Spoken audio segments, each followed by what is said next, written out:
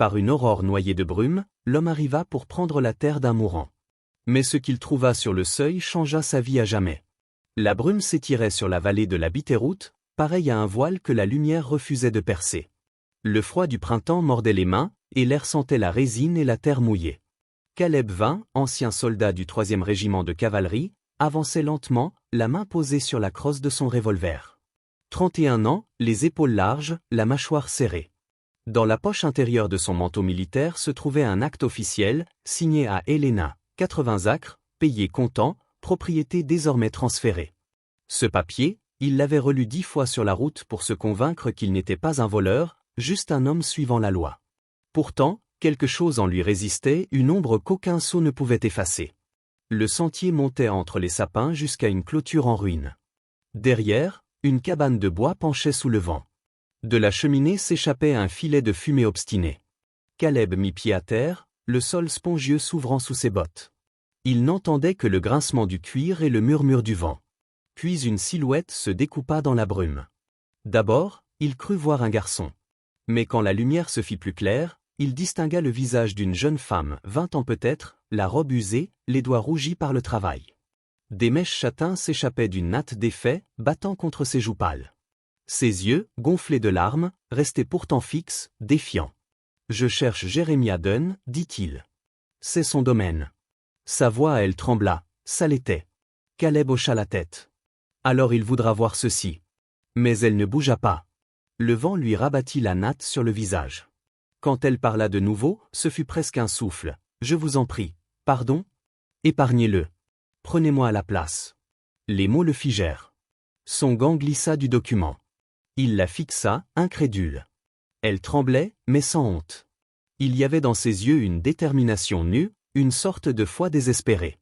Caleb regarda la maison, une ombre bougeait derrière la fenêtre. « Votre père est là, dit-il. » Elle acquiesça, « Il est malade. Le médecin a dit que son cœur ne tiendrait pas un autre hiver. Si vous le chassez, il mourra. » Caleb soupira. « Je ne veux faire de mal à personne. J'ai acheté cette terre honnêtement. La loi ne sait rien du prix qu'on paye en sueur, répondit-elle. Il a tout bâti seul. Chaque planche, chaque clou. » Le regard de Caleb se posa sur ses mains abîmées. La couture de ses manches tenait à peine. « Vous êtes sa fille. Rosalind Dunn. » Le silence pesa. Au loin, une porte de grange claquait. Caleb dit enfin, « Je ne prends pas plaisir à dépouiller les gens. Alors ne prenez pas cette maison. Prenez-moi. Laissez-le finir ses jours ici. » Il recula, troublé. « Je n'achète pas les gens. Je n'ai rien dit de tel, épargnez-le, c'est tout. » Ses paroles restèrent suspendues comme un fil de fumée. Caleb finit par tourner les talons. « Je reviendrai demain, dit-il. » Elle ne répondit pas. Debout dans la brume, immobile, elle semblait déjà appartenir à la légende des collines. Il remonta à cheval, mais sa voix le suivit, murmurante, presque sacrée. « Je vous en prie. Prenez-moi à sa place. » Le lendemain, le soleil perçait enfin la brume. La vallée s'ouvrait sur des champs de seigle en vagues dorées. Caleb s'arrêta à la lisière du domaine, l'acte déplié dans la main. La cabane paraissait encore plus frêle à la lumière du jour. Devant la porte, un vieil homme sortit, mince, voûté, appuyé sur une canne. Ses cheveux blancs collaient à son front, son souffle sifflait, mais son regard restait vif. « Vous devez être Dunn, » lança Caleb. « Jérémia, » répondit l'autre d'une voix rauque. Caleb tendit le papier. Cette terre a été réassignée par le bureau fédéral. Achat légal, vente publique. Je suis ici pour régulariser la possession. Jérémia ne regarda même pas le document. J'ai creusé chaque foutue tranchée de cette colline de mes mains. Ma femme est morte ici. Elle repose sous le saule. Ton papier, mon garçon, ne vaut pas la pelle qui a ouvert sa tombe. Caleb serra la mâchoire. Je respecte votre travail. Mais la loi est la loi. Le vieillard rit sans joie. La loi, c'est celle des riches. La mienne, c'est celle du sang qu'on laisse dans la terre. Rosalind apparut derrière lui, tenant un bol d'eau. Leurs regards se croisèrent. Dans le sien, Caleb vit la même supplique que la veille, mais quelque chose d'autre aussi, une flamme. Il sut alors qu'il n'était pas venu ici pour une terre, mais pour une épreuve. Et qu'aucun sceau, ni aucune loi, ne le protégerait de ce qu'il venait d'allumer. Fin du premier épisode, la suite révélera le prix de cette promesse. La loi, dit Jérémia d'une voix sourde, n'a jamais saigné 12 hivers à soulever des pierres. Rosalin sortit de la grange, les bras chargés de bois. Ses yeux allèrent du papier dans la main de Caleb au visage fermé de son père. Elle ne dit rien. Se contenta d'avancer vers la maison. Il remarqua la légère tremblure de ses doigts, un pansement taché de sang enveloppait son index. Ses manches, cousues de briques et de brocs, portaient les marques d'un combat contre la pauvreté plus que contre le temps. Même le cheval près de la grange semblait squelettique. Il ne tenait pas cette terre par orgueil.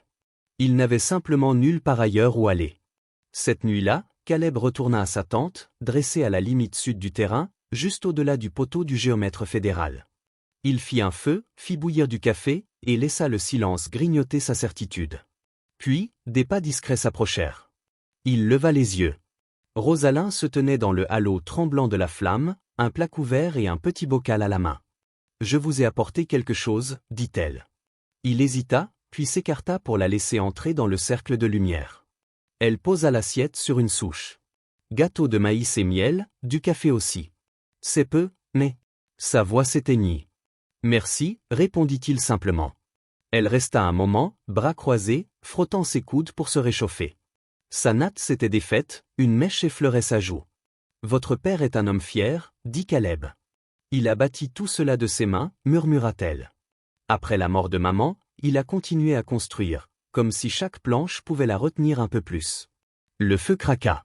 Si vous prenez cette terre, il mourra, ajouta-t-elle. Caleb avala difficilement.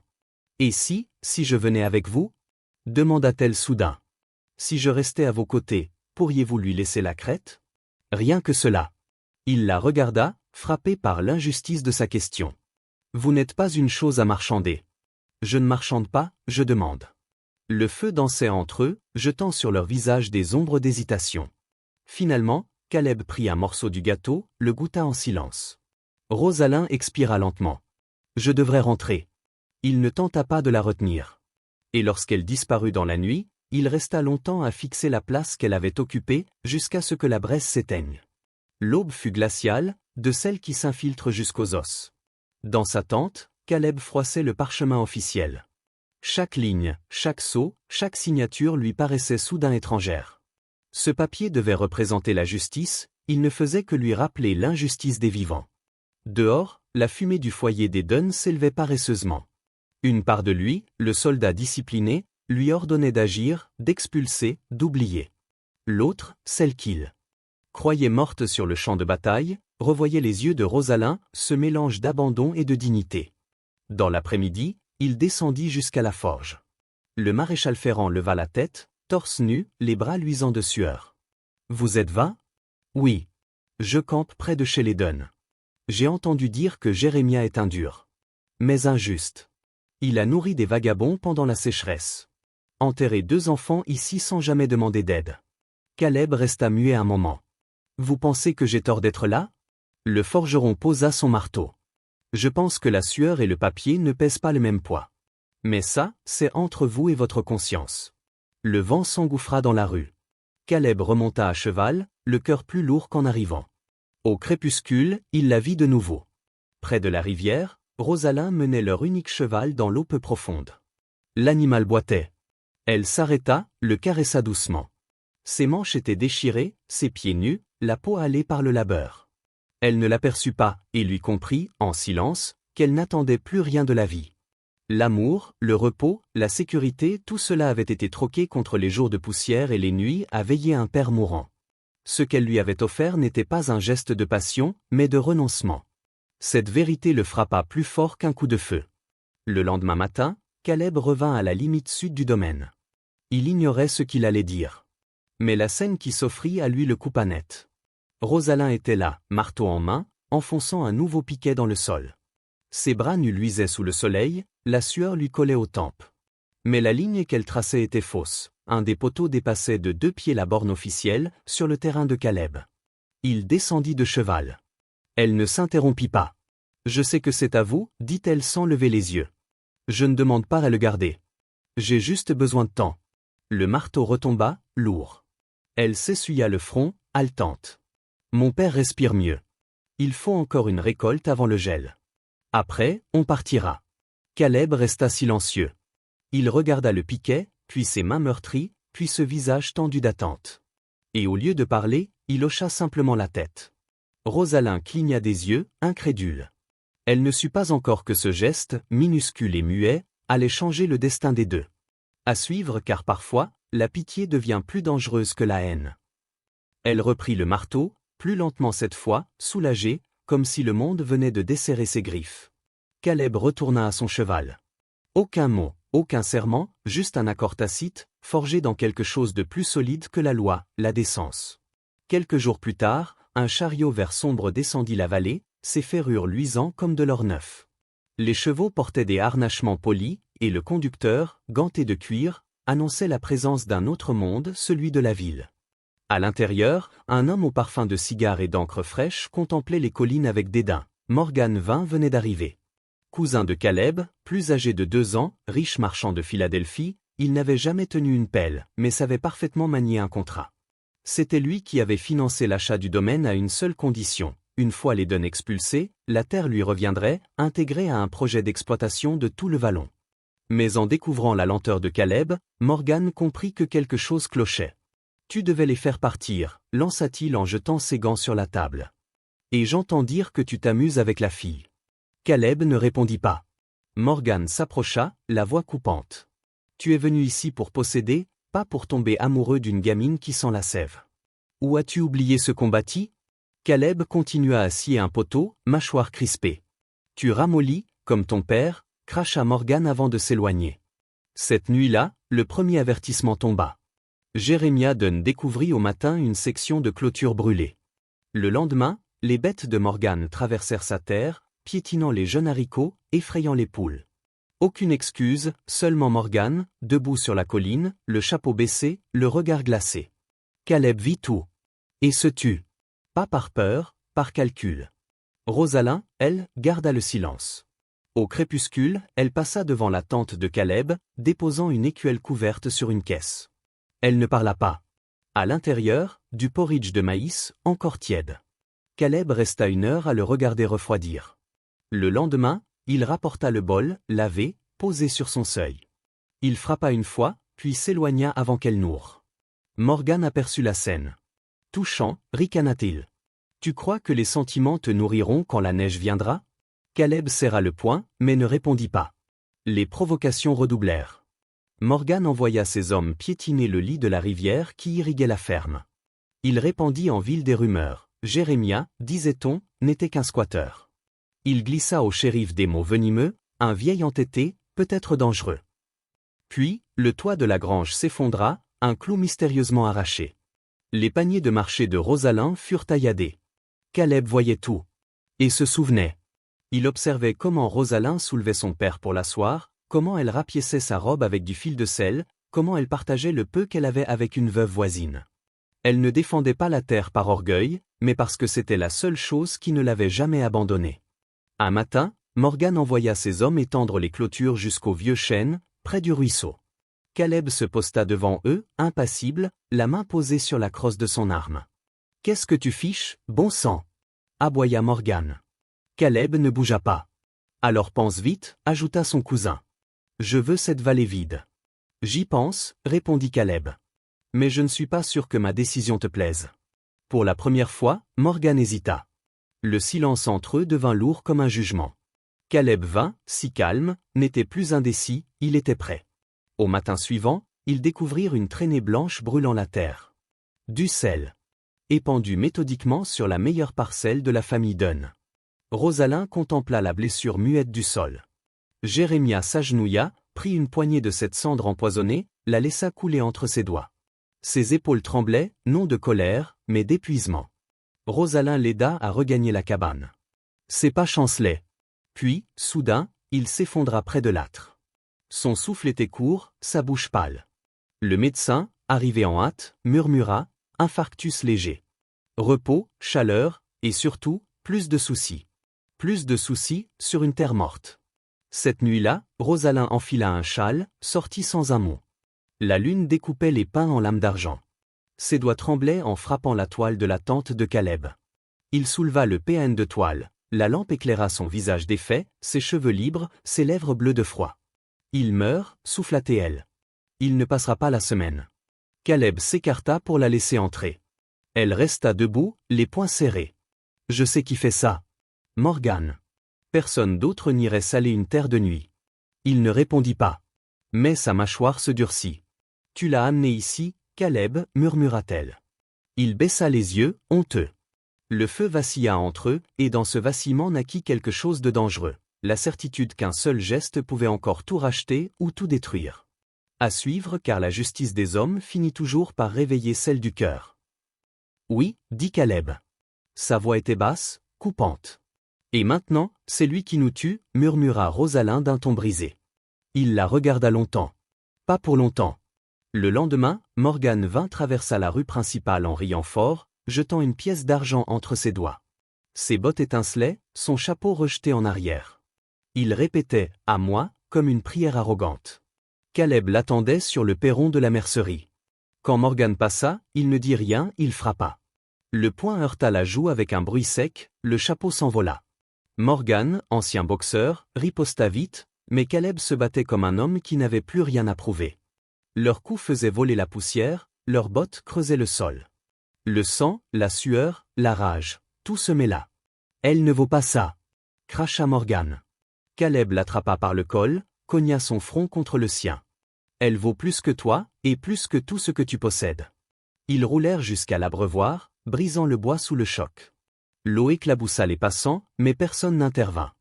Morgan sortit un couteau. Caleb lui tordit le poignet si fort que la lame tomba. Le shérif arriva, fusil en main. Assez. Morgan fut arrêté. Officiellement pour tapage, officieusement parce que la ville entière en avait assez de ses manigances. Au crépuscule, le train siffla. Morgan embarqua, le visage tuméfié, les côtes meurtries. Caleb resta seul, debout au milieu de la rue. Sa chemise déchirée, le sang séché à la tempe, l'œil gonflé. Mais droit. Rosalind le trouva ainsi. Elle ne parla pas. Il n'en avait pas besoin, chaque coup porté avait été une phrase qu'elle comprenait sans mots. Sur un banc, Jeremiah Dunn, emmitouflé dans une couverture, observait la scène. Son visage était pâle, mais il respirait encore. Caleb le ramena chez lui, pas à pas, comme on porte un serment. Aucune terre ne changea de main, mais quelque chose d'invisible venait d'être scellé. À l'aube, Caleb retourna au champ. Les traces de cendres marquaient encore la limite du champ brûlé. Sans un mot, il se mit au travail. Il porta les poutres sur son épaule, creusa les trous, redressa les clôtures, refit la ligne entière avant midi. Le soleil tapait, sa chemise collait à sa peau. Rosalind, derrière la fenêtre, le regardait sans oser l'appeler. Quand elle apporta un seau d'eau, il hocha simplement la tête et continua. L'après-midi, Jeremiah demanda son manteau. Pour la première fois depuis des semaines, il se leva seul. « Dis-lui de venir » dit-il à sa fille. Caleb entra, essuyant la poussière de ses mains. Jeremiah resta assis, le regard clair. « Si tu es venu ici pour prendre quelque chose, dit-il lentement, je suppose que tu l'as pris. » Caleb se raidit. « Pas la terre, pas ma fille, pas ma paix, continua le vieil homme. Autre chose.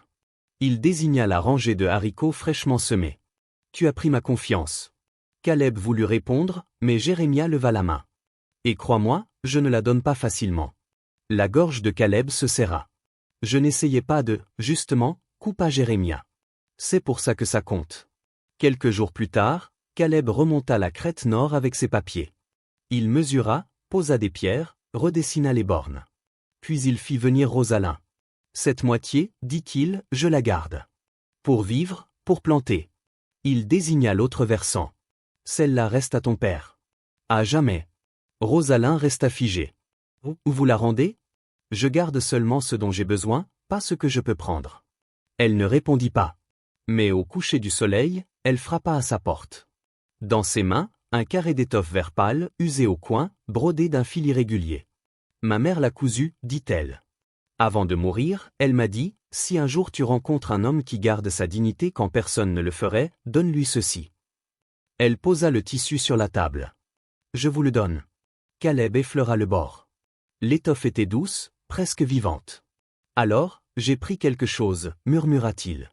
Rosalind esquissa un sourire las. « Seulement ce que vous avez mérité. » Le vent s'éleva, portant l'odeur de la terre fraîchement retournée. Pour la première fois depuis son arrivée, Caleb ne se sentit plus intrus. Ni dans le champ, ni dans la maison, ni dans son regard. Il n'était plus l'homme venu réclamer, mais celui qui avait trouvé raison de rester. Le printemps s'étira lentement sur la vallée. De jeunes pousses vertes crevaient le sol gelé. Caleb et Rosalin travaillaient côte à côte, leurs gestes harmonieux, leur silence plein. Ils ne partageaient pas un toit, mais ils partageaient l'aube. Chaque matin, elle déposait une tasse de café sur la marche de sa cabane. Parfois encore fumante, parfois déjà froide, il la buvait toujours, jusqu'à la dernière goutte. Un soir, il prit une planche de pin et grava son nom avec soin, Rosalin. Puis il cloua le morceau de bois sur la barrière, à la frontière de leur terre, tournée vers les deux maisons comme une promesse tenue. Fin de l'histoire, la terre, enfin, avait choisi ses gardiens. Sous le ciel vaste du Wyoming, la terre ne parlait plus de possession, mais de présence. Ils semaient côte à côte, en silence, unis par le rythme de leurs gestes. Caleb portait les sacs d'orge sur son dos, Rosalin traçait les sillons d'une main ferme. Quand Jérémia put marcher de nouveau, il l'aidait, chaque dimanche, à monter dans la charrette pour descendre au village. La cloche de l'église battait sur la vallée comme un chœur ancien. Au magasin général, on chuchotait à leur passage. Non pas avec malveillance, mais avec curiosité. Ils ne sont pas mariés, disait-on. Pas d'alliance, pas d'annonce. Pourtant il lui rapporte le sucre chaque vendredi, et elle recoue ses manches. Rosalin, à ceux qui osaient demander, se contentait d'un sourire et d'un signe de tête avant de poursuivre ses courses. Un après-midi, alors que Caleb chargeait une caisse de graines dans la charrette, un vieil homme coiffé d'un chapeau poussiéreux s'appuya sur la barrière. « Vous êtes bien le garçon de l'Est, le vin ?»« C'est moi, » répondit Caleb. Le vieil homme désigna la colline. « Cette terre, elle est à vous ?» Caleb leva les yeux vers les sillons bien tracés, les clôtures réparées, le petit carré de tissu que Rosalin avait noué au portail, là où se posaient parfois les oiseaux. Il sourit légèrement. « Non. Pourtant, vous l'avez payée ? » ?»« Oui. »« Alors, à qui est-elle ?» Caleb posa la caisse, s'adossa à la charrette. « Elle appartient à ceux qui la travaillent, dit-il. À ceux qui se lèvent avant l'aube et rentrent après la nuit. La terre répond à leurs mains, pas à un titre. » Le vieil homme hocha la tête, pensif. « Peu dirait ça. Peu le comprendrait, » répondit Caleb avant de s'éloigner. Ce soir-là, Rosalin déposa un pain chaud dans une serviette propre sur le pas de sa porte. Le lendemain matin, elle trouva un petit paquet enveloppé d'une toile huilée. À l'intérieur, un couteau, son nom gravé sur le manche. Aucun mot, aucun billet, tout était dit. Leur vie avançait ainsi, parallèle, attachée par le labeur et la terre, non par un contrat mais par un choix répété chaque matin. Au puits, les enfants les appelaient « Monsieur Caleb » et « Mademoiselle Rosal ». À l'église, ils s'asseyaient côte à côte, mais à la juste distance que le respect impose. Quand elle chantait, ils fermaient les yeux. Le printemps fit place à l'été, les champs se couvrirent de vert. Les habitants cessèrent de poser des questions. Ils nommèrent la vallée la ligne Dunvin, non pas pour désigner un propriétaire, mais pour honorer ceux qui y avaient fleuri. Un an passa. Juillet inonda la vallée de lumière. Les blés et les haricots ondulaient au vent. Au bord de la route, près du sentier poussiéreux, se dressait désormais une halte pour voyageurs. Rosalin l'avait bâtie seule. On y venait pour le pain de maïs au miel, pour les leçons de lecture données aux enfants sous l'auvent de toile, pour les histoires racontées autour d'un café noir servi par une femme aux mains marquées, au regard tranquille. Sur le perron, Caleb taillait un poteau de pain. Sa chemise, délavée par le soleil, collait à ses épaules. Ses cheveux, plus longs, touchaient presque sa nuque. Son regard, jadis dur, s'était apaisé, profond comme le fond d'un puits. Rosalin vint s'asseoir près de lui. « Tu es venu ici pour prendre » dit-elle doucement. « Qu'en penses-tu aujourd'hui » Il releva la tête. Au loin, Jérémia se balançait dans un fauteuil de bois, surveillant deux petits enfants venus du village. Caleb essuya la sueur de ses paumes. « Je pense que certaines choses ne sont pas faites pour être prises, » répondit-il. « Mais pour être gardées. » Leur mariage eut lieu peu après. Pas de cloche, pas de dentelle. Juste deux âmes debout, pieds nus dans le champ qu'elles avaient sauvé, les mains jointes sous l'immensité du ciel. Le vieux pasteur rit en ouvrant sa Bible. « Jamais vu un mariage avec autant de sourires, » dit-il. À la mairie du comté, Caleb signa un nouveau titre. La moitié des terres portait désormais un autre nom, Rosalin Dunvin. « Tu avais gagné chaque pouce bien avant que je n'arrive, » dit-il simplement. Elle acquiesça, puis glissa sa main dans la sienne. L'automne revint. Ensemble, ils semèrent à nouveau. Pas seulement pour se nourrir, mais pour l'avenir. Les graines tombaient dans la terre comme des promesses. Rosalin riait souvent, un rire clair comme une cloche. Caleb répondait d'un regard, d'un geste de chapeau sur son front. Un jour, un voyageur demanda au vieil éleveur du bourg, « Qui possède cette terre, là-bas » Le vieil homme sourit, montra la colline. 2 silhouettes s'y penchaient côte à côte, un panier de graines entre elles.